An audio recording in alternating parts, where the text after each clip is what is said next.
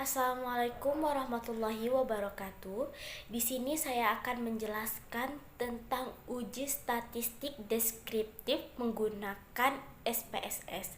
Selamat menyaksikan. Nah, teman-teman, di sini kita sudah ada memiliki data. Data ini saya ambil dari tugas sebelumnya. Nah, ini kita sudah memiliki suatu jawaban responden atas pertanyaan pelayanan. Nah, di sini sudah ada jawaban untuk pertanyaan 1, 2, 3, sampai 5. Nah, langkah selanjutnya yang harus kita cari yaitu total. Bagaimana sih mencari total? Nah, mencari total ini dengan cara sama dengan sum kita jumlahkan atau kita langsung jumlahkan P1, P2, P3, P4, dan P5. Kemudian kita klik enter dan keluarlah hasilnya. Kemudian dilanjutkan dengan seterusnya. Kemudian kita mencari presentasi. Apa itu presentasi? Presentasi itu kita harus untuk melihat nantinya di tingkat pengetahuannya. Nah, di sini dengan menggunakan rumus sama dengan total yang telah kita dapatkan dibagi 15. Kenapa 15? Di sini ada 5 pertanyaan dengan 3 tingkat pengetahuan. Tingkat pengetahuan pertama yaitu pengetahuannya kurang, yang kedua pengetahuannya sedang, dan yang ketiga pengetahuannya tinggi. Nah, jadi 5 dikali 3 yaitu 15. Jadi hasil total tadi dibagi 15 kemudian dikali 100 dan dilanjutkan seterusnya. Nah, kita lanjut ke tingkat pengetahuan. Tingkat pengetahuan di sini pada kasus ini dan di data ini dibagi menjadi 3 yang telah kita ketahui, yaitu satu pengetahuannya kurang dari 60%, yang kedua pengetahuannya sedang 60% sampai 79%, dan pengetahuan yang tinggi yaitu lebih dari 80%. Nah, contohnya seperti pada data yang pertama, presentasinya itu 87%. Nah, jadi tingkat pengetahuannya kita masukkan ke lebih dari 80% yaitu nomor 3. Jadi kita tulis 3. Nah, seperti yang nomor 2, 53%. 53% ini kurang dari 60%. Jadi tingkat pengetahuannya itu 1. Nah, seperti yang 73 ini masuk ke pengetahuan sedang yaitu 60%, antara 60% sampai 79%. Nah, teman-teman, selanjutnya kita lanjutkan ke SPSS dengan cara yaitu pertama kita copy dulu P1, kita copy sampai dengan total. Kita copy seluruhnya. Nah, kemudian kita pindahkan ke SPSS di data view. Ingat ya teman-teman, di data view kita paste. Nah, kemudian kita pindah ke variabel view. Nah, pada namanya ini variabelnya kita ubah menjadi seperti data kita awal, kita ambil dari P1 sampai total. Jadi kita tulis P1, P2, P3, P4, P5 dan total ya. Nah, kemudian desimalnya ini kita ubah menjadi 0. Seluruhnya kita ubah menjadi 0. Biar cepat kita copy aja ya teman-teman. Oh, nggak bisa. Kita ubah menjadi 0.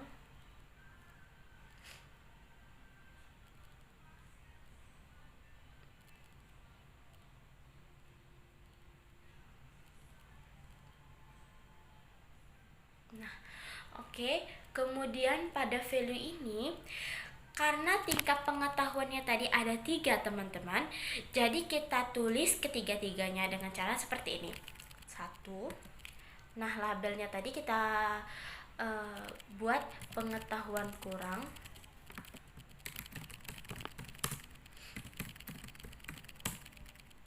2. Pengetahuan sedang. 3. Pengetahuan tinggi. Nah, teman-teman tadi bisa klik add, add, atau langsung di enter, kemudian kita klik OK. Nah, setelah semuanya setelah keluar, kita bisa kita bisa copy ini, kita bisa copy, kemudian kita bisa isi untuk ke kolom-kolom selanjutnya. Nah, sudah teman-teman, kita bisa pindah ke data view. Oke teman-teman, kemudian kita klik analyze, kemudian kita klik correlate. Nah, kemudian kita klik lagi bivariate. Nah, kemudian kita Ctrl A. Nah, kita pindahkan ke variabel. Kemudian klik OK. Nah, keluarlah korelatnya teman-teman. Nah, kemudian kita copy ini untuk uji variabel ya teman-teman. Nah, kita tulis dulu uji variabel. Nah, kemudian kita copy. Nah, ini teman-teman. Nah, ini hasil yang telah kita dapat, yaitu uji variabel ya teman-teman. Teman-teman, jadi kita selanjutnya mencari nilai signifikasi. Nah, nilai signifikasi ini memiliki syarat. Apa syaratnya? Yaitu pertama, jika nilai signifikasinya lebih kecil dari 0,05, maka disebut valid. Jika besar dari 0,05, maka tidak valid. Nah, di mana sih kita melihat nilai signifikasinya? Dari tabel yang telah kita cari tadi. Ayo kita lihat. Nah, di sini pada sig2 toilet. Nah, di sini sudah ada 0,001 pada pertanyaan pertama. Ini 0,001 ya teman-teman. Nah, jadi kita tulis 0,001. Nah, pada yang kedua yaitu di sini nilai signya kita luruskan menjadi 0,130.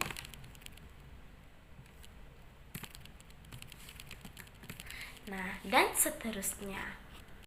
Nah, ayo kita lihat nilai signifikasinya valid atau tidak. Mari kita tentukan. Nah, ini nilai 0,001 dengan 0,05. Valid atau enggak? Lebih kecil kan dari 0,05, berarti valid. Nah, yang kedua, 0,130 dengan 0,05. Mana yang besar? Berarti nilai signifikasinya lebih besar daripada nilai alfa. Berarti tidak valid. 0,794 dengan 0,05. Nilai signifikasinya lebih tinggi daripada nilai alfa. Berarti tidak valid ya teman-teman. Nah, kemudian kita lanjut kepada pertanyaan keempat, 0,004 dengan 0,05. Berarti nilai signifikasinya lebih kecil daripada 0,05. Berarti valid ya teman-teman. Nah, kemudian kita lanjutkan dengan pertanyaan kelima. 0,001 lebih kecil dari 0,05. Berarti valid juga.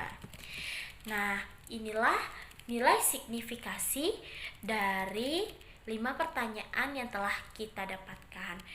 Nah, kemudian kita akan dilanjutkan dengan menghitung nilai R. Teman-teman, selanjutnya kita akan mencari nilai R hitung. Nilai R hitung itu juga punya syarat loh. Jika R hitung lebih besar dari R tabel, maka disebut valid. Nah, nilai R tabel itu yaitu 0,361. Nah, R hitung itu kita lihatnya di mana? Kita lihat di atas yang telah kita cari tadi. Nah, di sini udah aku ketik, tapi kita harus cari dulu agar kalian tahu. Nah, di sini dikatakan pertanyaan satu tuh R hitungnya 0,570. Di mana sih 0,570 itu? Nah, kita melihatnya dari person correlation. Nah, pada total. Kenapa pada total? Seperti yang tadi, karena total telah mencakupi dan menjumlahkan seluruh pertanyaan 1, pertanyaan 2, pertanyaan 3, dan pertanyaan 4 dan 5. Nah, jadi kita ambil total. Nah, di sini person correlation-nya 0,570. Nah, sama seperti yang kedua, yaitu person correlation-nya 0,283 dan seterusnya. Nah, jadi kita sama seperti kita mencari nilai signifikasi tadi. Nah, jadi kita catat seluruhnya di tabel R hitung. Nah, kemudian kita tentuin yuk sudah valid atau tidak valid antara R hitung dengan R tabel pada pertanyaan 1 sampai 5. Oke, pada pertanyaan 1 0,570 dengan 0,361. Ingat, jika nilai R hitung besar dari R tabel maka disebut valid. Nah, 0,570 lebih besar dari 0,361. Jadi keterangannya yaitu valid. Oke, pada pertanyaan kedua 0,283, R tabelnya 0,361, jadi R hitungnya lebih kecil ya teman-teman, jadi tidak valid. Nah, 0,050 dengan 0,361, 0,3050-nya lebih kecil ya teman-teman, jadi tidak valid juga. 0,506 dengan 0,361 itu valid. Nah, yang ini valid juga. Nah, oke, kita lanjut ke tahap selanjutnya. Oke, selanjutnya kita masuk ke uji reliabilitas. Nah, apa sih uji reliabilitas itu? Kita untuk mengetahui nilai kita itu reliability atau tidak, data kita itu reliabilitas atau tidak. Nah, syaratnya yaitu nilai standarnya harus besar dari 0,6. Gimana sih cara untuk menentukan uji reliabilitas? Nah, pertama kita buka kembali SPSS yang kita telah dapat. Nah, kemudian kita klik analyze. Oke. Setelah klik analyze, kita klik scale. Nah, kemudian kita klik reliability analysis. Nah, kemudian kita Ctrl A, ini kita pindahkan dan oke. Nah, ini kita telah mendapatkan reliability-nya, kolomnya. Kemudian kita ambil yang ini kita copy. Kemudian kita paste ke Word. Ctrl paste. Oke. Nah, di sini kita dapatkan nilai Cronbach alpha-nya 0,538. Nah, standarnya uji reliabilitas itu nilainya harus 0,6. Nah, jadi tuh nilai Cronbach alpha-nya lebih kecil dari 0,538. Nah, jadi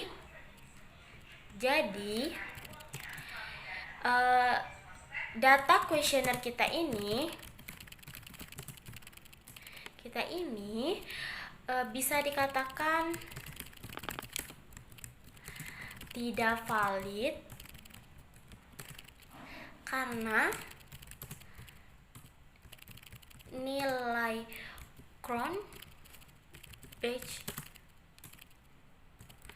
alpha lebih kecil dari 0,538. Nah, selanjutnya kita akan lanjut ke tahap selanjutnya.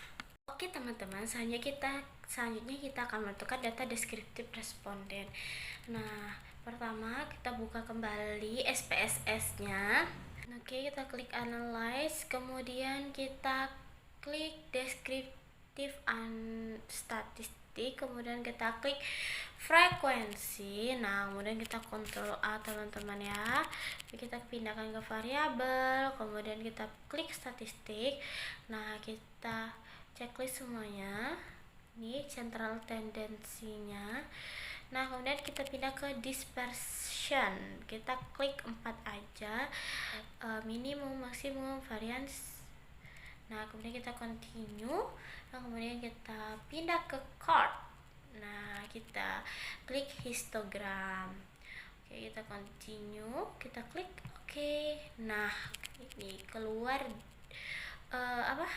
tabel-tabelnya, dan ini ada histogramnya. Oke.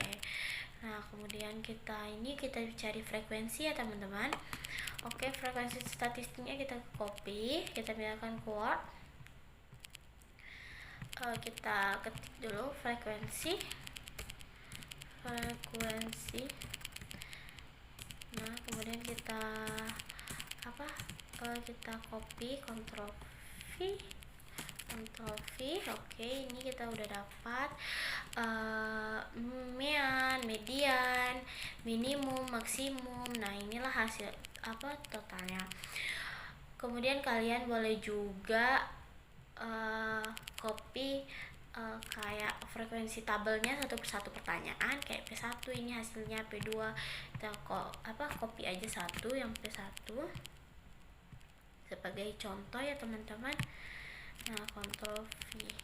Oke, ini P1 nya kita akan mendapatkan karena kita tadi mempunyai 3 tingkat pengetahuan. Nah, ini pengetahuan 1, frekuensinya 11, persennya 36,7, valid persennya 36,7, kumulatif persennya 36,7.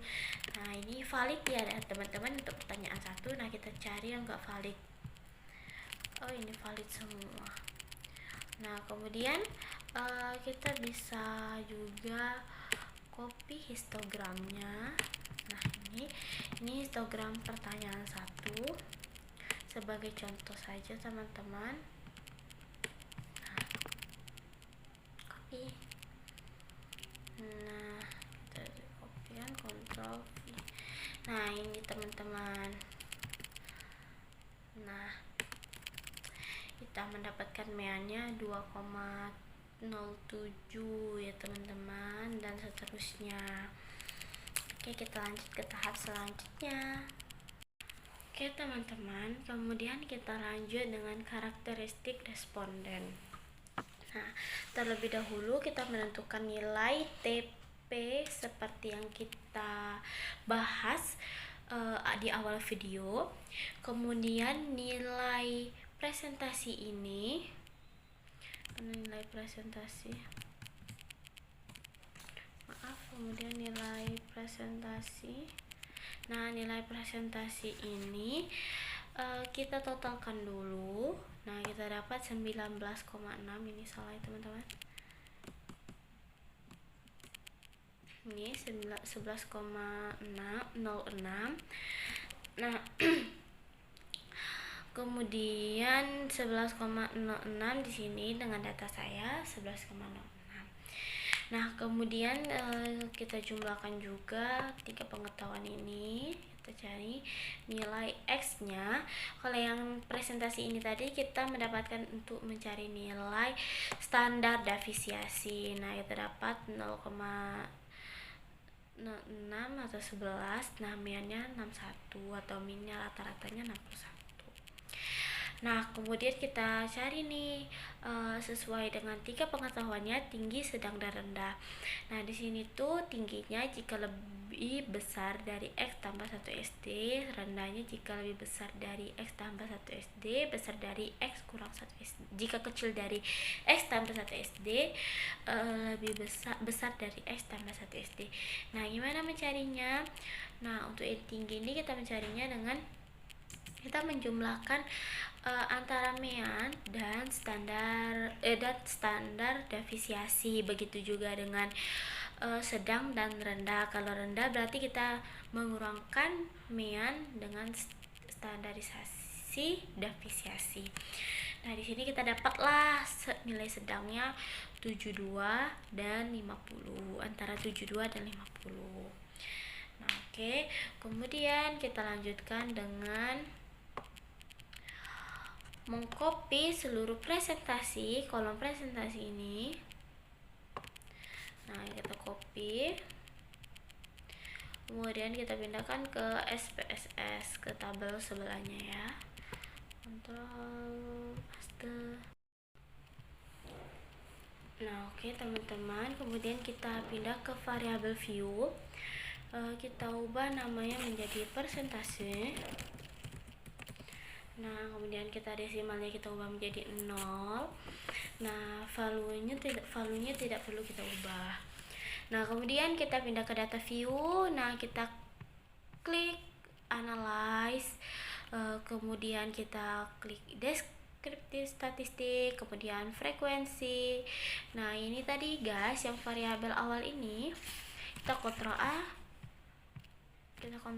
kemudian kita kembalikan. Kita cukup menggunakan presentasinya aja. Nah, kemudian statistiknya kita central tendency-nya kita cuma menggunakan mean. Nah, dan dispersionnya kita cuma menggunakan standard deviation karena kita cuma untuk mencari standard deviation sama mean. Oke, continue, kemudian kita klik OK. Nah, ini hasilnya. Presentasinya minnya atau rata-ratanya 67,17, kita bulat menjadi 68, standar deviationnya 11,092 atau kita bulatkan menjadi 11,1 ya, atau 11 saja. Nah, kemudian kita copy, pindahkan ke Word. Nah, ini pindahkan ke Word. Persentase. Oke, ini salah kepencet. Persentase, frekuensi,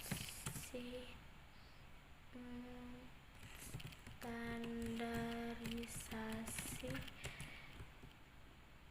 deviasi, mean. Oke, kita klik. Nah, ini sudah kita dapatkan teman-teman. Kita lanjut ke tahap selanjutnya. Oke teman-teman, tahap selanjutnya yaitu menentukan cross table, menentukan karakteristik responden. Nah, pertama ini kita akan mengkawinkan antara tingkat pengetahuan dengan pendidikan. Nah, di sini tuh kita kembali ke Excel. Ini karakteristik pendidikan tuh ada karakteristik responden tuh ada 3, yaitu pendidikan, jenis kelamin, dan pekerjaan. Nah, ini pertama kita salin dulu tingkat pengetahuannya. Kita salin, kontrol. Oke, kemudian kita pindahkan ke SPSS. Nah, pindahkan ke SPSS, kontrol. Oke, kita paste. Kemudian kita kembali ke Excel, kemudian kita copy yang pendidikan.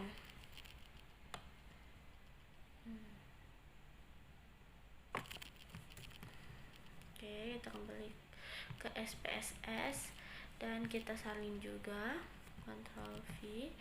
Nah, kemudian kembali ke variabel. Nah, ini variabel yang pertama kita ubah menjadi tingkat pendidikan, tingkat pengetahuan, atau kita singkat menjadi TP. Kemudian desimalnya kita nolkan. Nah, value-nya kita buat 1 seperti yang sudah kita buat tadi. Labelnya rendah, add 2, sedang, 3, tinggi. Oke, kita oke. Nah, yang kedua ini kita ubah menjadi pendidikan. Oke, kita singkat aja enggak ya, pendidikan. Nah, desimalnya kita nolkan. Nah, ini apa namanya, value-nya kita ubah menjadi 1, kurang, 2, sedang, tinggi. Oke, kita klik OK, kita klik analyze, kemudian kita klik description, static, kemudian kita klik cross table, gitu, mencari cross table. Nah, di sini kita pindahkan yang TP-nya ke row, pendidikan ini kita pindahkan ke kolom, dan kita klik OK. Nah, ini kita udah mendapatkan cross table-nya. Ini cross table-nya. Oke, kita copy, kita pindahkan ke Word.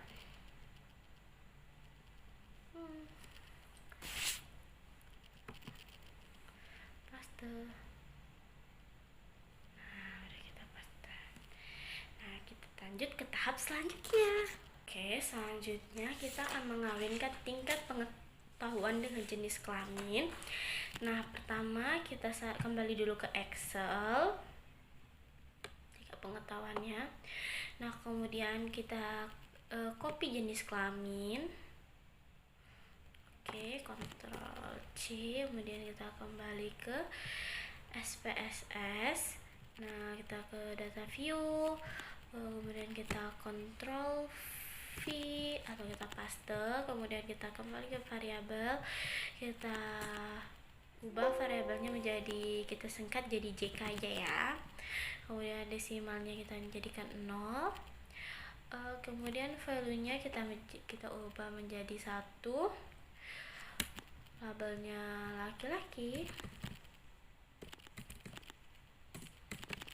Oke, add 2 perempuan.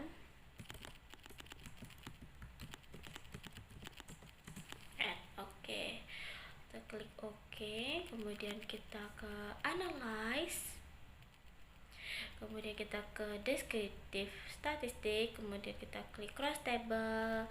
Nah, kita pindahkan pendidikan ke kiri, kemudian kita klik jenis kelamin, kita pindahkan ke kolom, kemudian kita klik OK. Nah, ini kita sudah dapat hasilnya, tabelnya. Kemudian kita copy dan kita pindahkan ke Word. Oke, Ctrl V. Nah, ini hasilnya. Nah, kemudian kita akan mengawinkan antara tingkat pengetahuan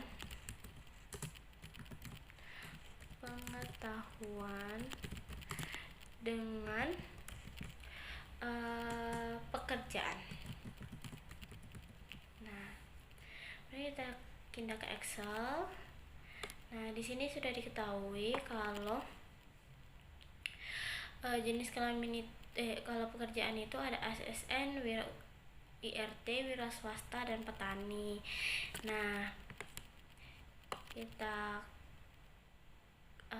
copy, ini kita copy pekerjaannya, kolom pekerjaannya, Ctrl C, atau disalin, kita klik SPSS, kemudian kita pindahkan ke sini, data view kita salin ke sini.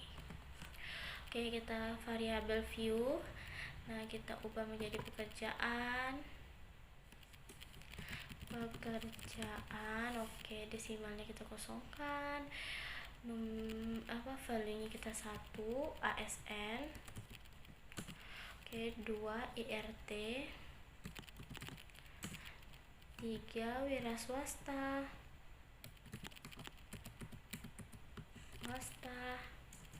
Oke, 4 petani.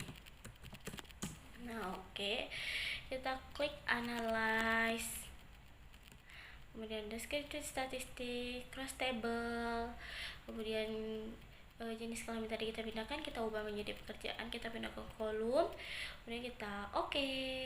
Nah, ini kita dapat hasilnya, kemudian kita copy, kita pindahkan ke Word. Oke, kita pindahkan ke Word, Ctrl V. Oke. Salah. Oke, kita pindahkan ke sini. Nah, ini hasil dari perkawinan tingkat pengetahuan dengan pekerjaan. Oke, kita lanjutkan lagi, yaitu dengan mengawinkan antara tingkat pengetahuan dengan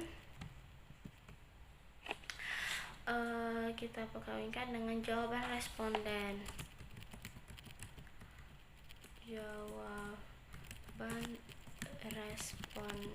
Oke.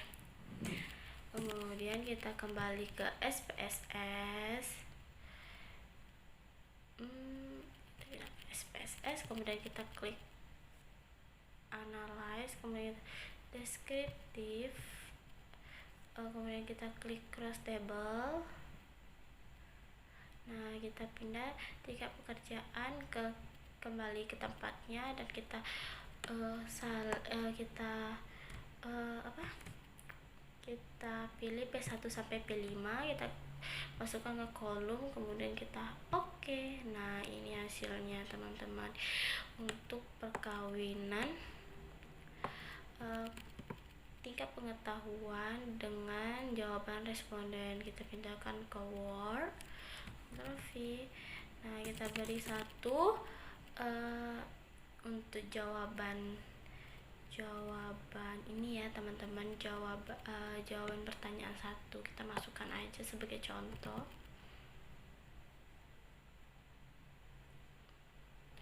Kita masukkan ke Word.